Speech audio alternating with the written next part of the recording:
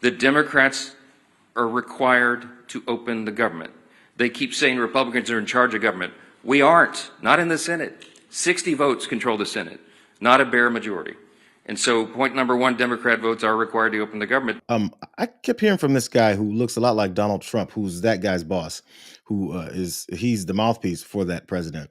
I kept hearing him say he won in a landslide. I heard him say that he controls everything. I keep hearing him say he can do anything that he wants. And matter of fact, I've seen him break every rule that he can think of to do anything that he wants. But for some reason, suddenly right now, and the same guy who said he's welcoming the government shutdown so he can destroy more people's lives, fire more people, dismantle Democrat programs and agenda items.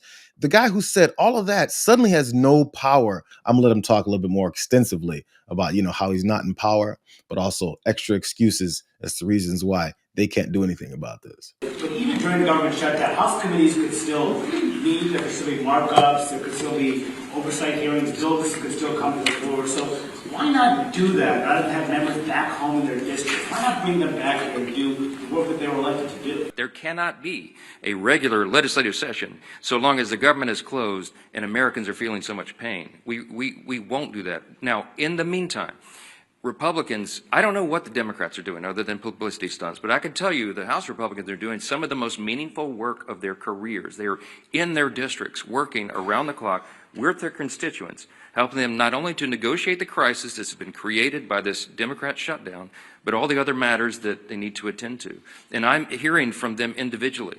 They are having some of the most meaningful interactions at a time of great crisis with their constituents that they've ever had.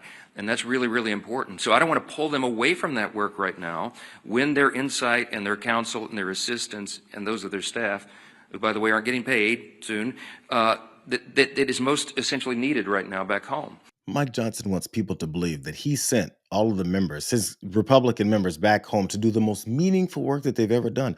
The most meaningful work they've ever done back at home? Can anyone ask him for some explanations or specific examples of the things that these people are doing at home that are so meaningful? They're meeting with people and they're talking to constituents. Are they really? Every time they have town hall meetings, which is the best forum to talk to as many constituents as possible back at home, they get yelled out of the room. They get asked questions like, why did you sign on to this spending bill that steals more money from regular Americans and gives it to rich people? And then Mike Johnson told them not to go to those anymore. He thinks we don't remember anything that he's said, but he says the things every day. The guy doesn't stop lying. He's sleazy. He calls himself Moses. And actually, this is why I'm glad I ran across this. There are some actual religious leaders. I'm not sure why this still happens, but I decided to go ahead and play some of it. This is the Senate chaplain. His name is Barry Black. Admiral, I believe, Barry Black. He had some words about the government shutdown as he was, quote, praying. Eternal God, our King, when our children and grandchildren want to know what we were doing in the 119th Congress during the famous shutdown, may we not have to give these answers. I helped set a new record for keeping the government closed. I failed to appeal to the better angels of my nature. I forgot Matthew 7:12, which states, "Do to others whatever you would like them to do to you." This is the essence of all that is taught in the law and prophets. Lord, remind our lawmakers that no gold medals are given for breaking shutdown records, but a crown of righteousness is given to those who take care of the lost, last, and least. We pray in your loving name. Amen. Listen, bro. Rear Admiral Barry Black is kind of pissed. I get the feeling that he's upset. You can be a man of God and be upset. He wrote down that prayer. I mean, they probably usually do, but he's like, I'm going to get through every bit of this and talk about how you guys can't be winning gold medals, but a crown. I mean, I feel like my man was preaching. I mean, as dry and a little bit boring as it was. I did grow up in the church. My man he had a sermon to give. I wonder if he talks to Moses, to ask if he gives a damn about any of that either. This whole I'm a Christian thing, and I pray every time a child gets shot in a school, and therefore I'm not going to do anything about it. It's starting to fall really, really flat because we're starting to see the emptiness in your prayers. Because I never believed these guys prayed about any of that stuff. They just said it so they could move along and get away from those cameras and then shed that responsibility that they're supposed to have. So that's the religious aspect of the loss that these Republicans are taking in this government shutdown. I like what Senator Ruben Gallego was doing, though. He went on CNBC, talked to Joe Kernan. I mean, argued with Joe Kernan. By the way, how can I negotiate? The president's in Asia for 5 days. Johnson's basically keeping his the House of Representatives out till January to stop, and protect pedophiles. So who am I negotiating with right now? The other person I'm talking to right now is everyday Americans who are worried that they're going to have their insurance rates doubled overnight because Republicans refuse to act. So they're screwing up on tariffs, they're raising inflation, and now they're going to go ahead and raise your premiums. The Republicans are refusing to be blackmailed and held hostage into what Democrats want. Mike Johnson doesn't need to do anything. Well, Democrats, that's what I want is 24 million Americans. I want 24 million Americans to have inflation. No. Okay, 24 million Americans want their insurance. Want finished. healthy and affordable insurance. I appreciate it. You too. Have a good one. Okay. Have you back. Okay, so this bullshit argument that Joe Kernan tries to push to be like, Republicans aren't going to be held hostage by these Democrats.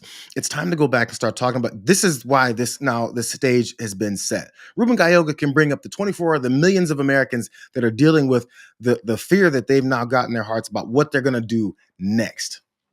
You could always before say it's just Democrats versus Republicans and these elected officials going at each other. And I can't believe your team is doing that against my team.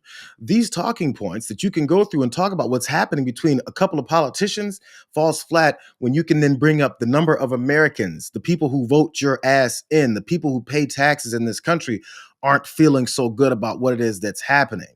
That's why Joe Kernan said, well, fine by then, because I have no more arguments left.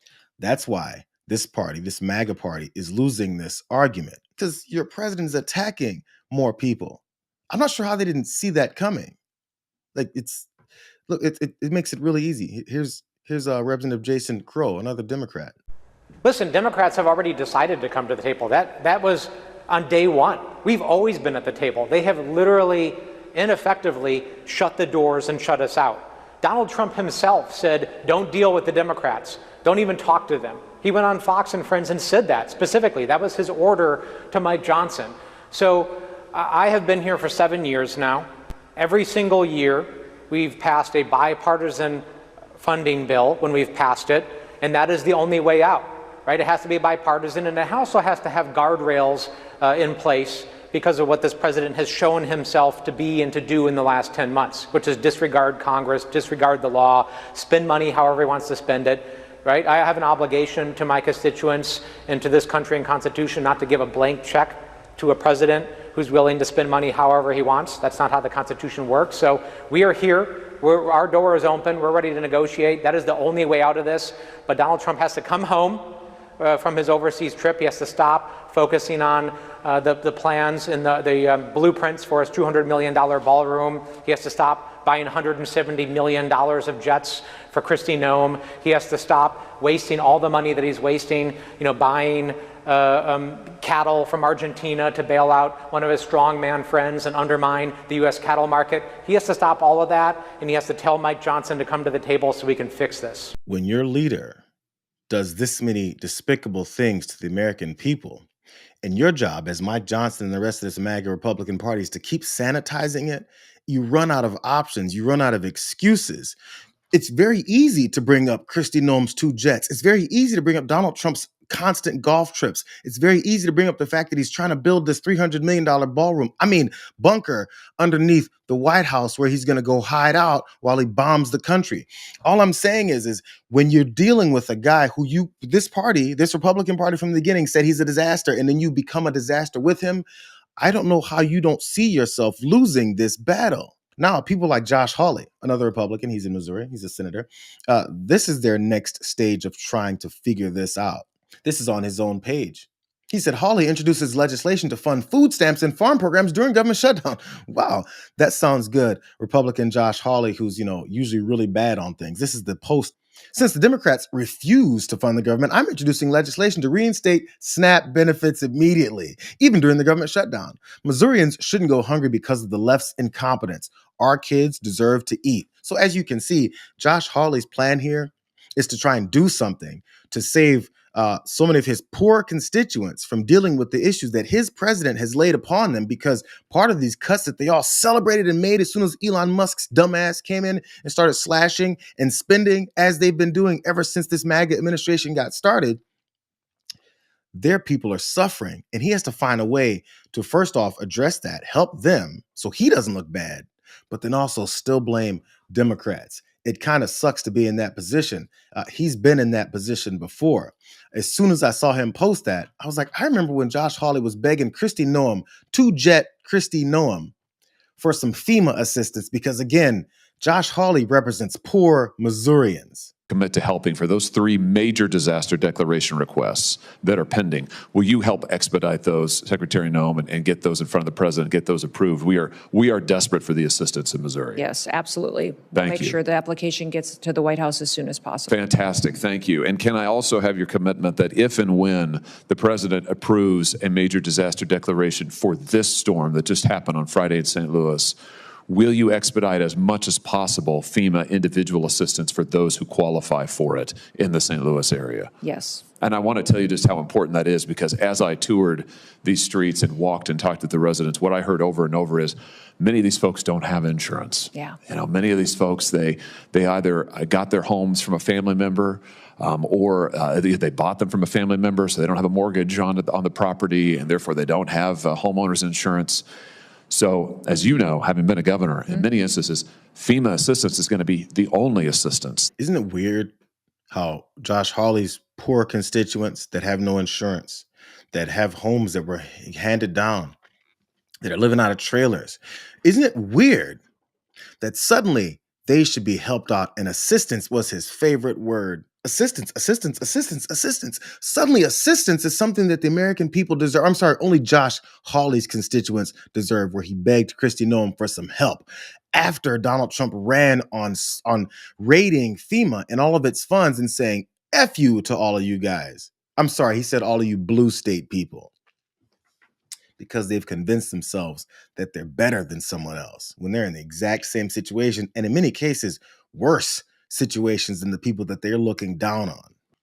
But the problem Josh Hawley's got with that whole pitch and saying, I'm saving SNAP benefits, I'm going to introduce this bill, which good, they should introduce a bill. They should do something about it. They should pay those SNAP benefits for everyone that's in need of them.